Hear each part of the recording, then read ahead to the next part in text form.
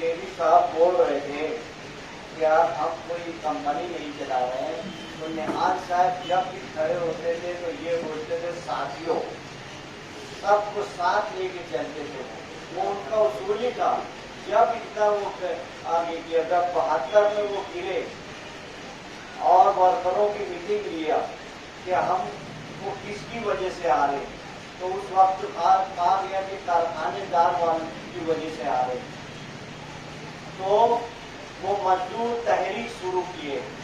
तहरीक में पहला दिन था, पहले ऐसा था कि रंगीन में दोपहर 1 बजे कारखाना बंद होता था और वो मसावरा चौक पर एक कुर्सी लगा के खड़े होकर तकरीर करना शुरू किए।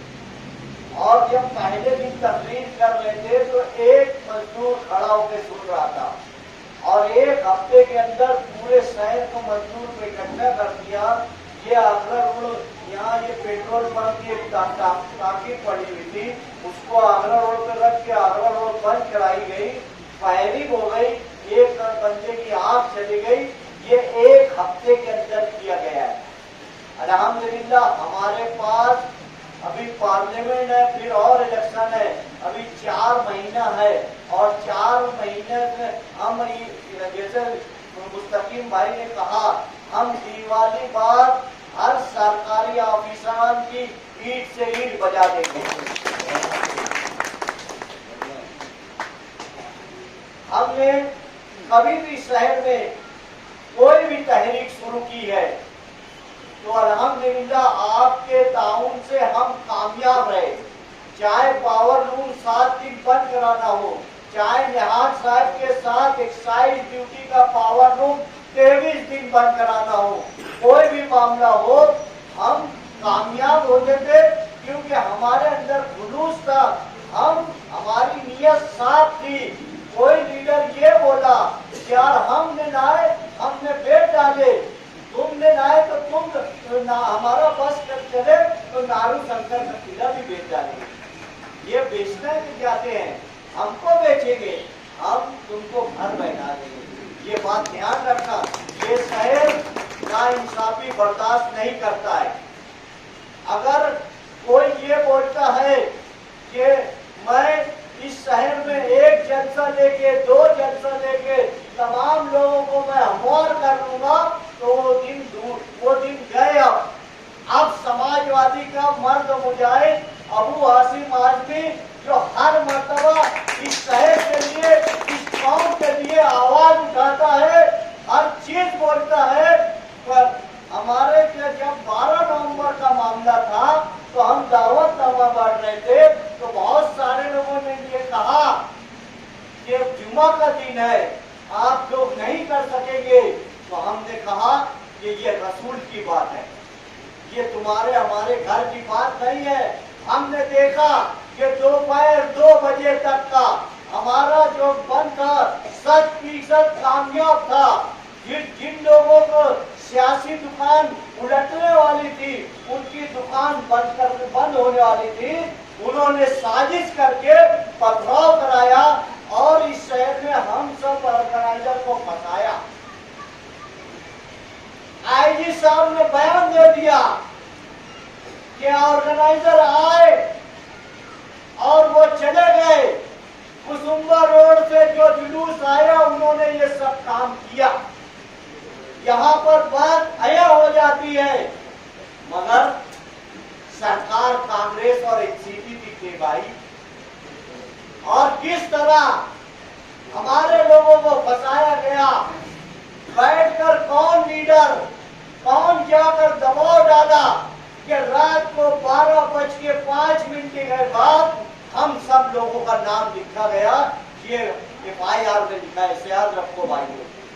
मैं सब बातें बताऊंगा, कौन क्या किया इस शहर के साथ, कौन कौन के साथ गद्दारी किया है, उसका जवाब आप वोट के जरिए से देना।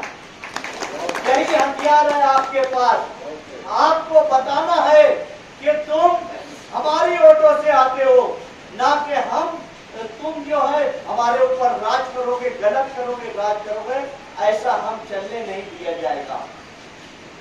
इस शहर में JJF बनी, उसी तरह ये लाल सलाम बनेगा इंशाअल्लाह। और उस वक्त तो हर बदउन्वान, करप्टेड, चोर मिंबरों का मुंह काला किया जाता था। आज तो किसी की मिंबर ही नहीं है, मगर आज हम ऑफिसरों को जरूर बताएंगे कि हम क्या कर सकते हैं।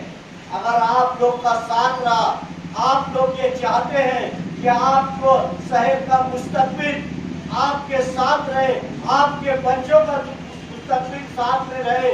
ये अगर कोई कर्मचारी ये बोलता है कि वाटर गिरेज का ये ऐसा हो गया है, एक भाई ने मेरे को बताया कि सलाडर पे खास कचरा उठा नहीं है, उसको जाके बोला तो 1 महीने बाद उठेगा। 1 महीना क्या, 1 महीने का पैसा ले रहेगा ये वाटर गिरेज वाले? ये कमिश्नर क्या कर रहा है, इसका भी जवाब दिया जाएगा। आपका साथ चाहिए। अगर मैं मुस्तकीम, रिजवान सर और हमारे 5 साथी गए तो क्या हमारी ताकत रहेगी भाई? नहीं रहेगी। सियासत में, राजकारण में सर गिना जाता है। जिस तरह आप लोग हर तहरीक में पूरे साथ में आते हो, ये तहरीक में साथ में आना, क्योंकि आने वाला वक्त प्रशासक जो है जुल्म कर रहा है। प्रशासक जो है 600 करोड़ की कारपोरेशन का 2 साल होने पे आया है, 1200 करोड़ कहाँ खर्च किया बताइए? हमारा जीएसटी का पैसा 200 करोड़ आया, वो कहाँ गया? 166 करोड़ कहाँ गया? 500 करोड़ अंडरग्राउंड का क्या करने वाले हैं, क्या करने जा रहे हैं? ये सब का हिसाब लिया जाएगा। ये कानूनी तरीके से मुस्तकीम लड़ता है, हम अवामी तरीके से लड़ेंगे।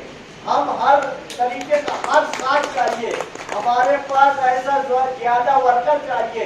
मैं 3 महीने में मेरे साथियों को ये बोलता था, जब तक ये जनता दल साथ में नहीं आई थी, कि कौन भूख हड़ताल पे बैठने वाला है, कौन मरण बरत पे बैठेगा, कौन क्या करेगा, ये सब हम बातें करते ही थे और हम करने ही वाले थे। हमने एक मुद्दा उठाया कि किसी ने बोला कि 4-5 महीना हो गया है, राजा चौक का जो है वो पाइप डाले नहीं रहे हैं। तो मैं बोला ठीक है। तो एक बंदे ने कहा नहीं नहीं, मेरी बात चल रही है, मैं करवा लूंगा।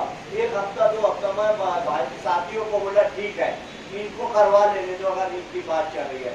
20 दिन बाद ये लोग बोले नहीं हुआ, तो बोले चलो हम चलते हैं। हमने एक चक्कर गया, कमिश्नर को बोला, सिटी इंजीनियर को बोला, 1 हफ्ते के अंदर अल्हम्दुलिल्लाह वो काम हो गया। हम जो काम लेके बोले नहीं तो हम तहरीक चलाएंगे। लोगों को मालूम है, हर जगह मेरा रिकॉर्ड लिखा हुआ है कि अगर मैं कोई तहरीक चलाने पे आ जाऊं, मैं निहाल साहब का साथी हूँ, मुझको मालूम है हालात को कैसे बदलना चाहिए, हवा को किस तरह बनाना चाहिए, ये मुझको सब समझता है। अब मेरे साथ तो निहाली सोच के सभी लोग आ गए हैं। मेरी ताकत और बढ़ गई है, समाजवादी की ताकत और बढ़ गई है।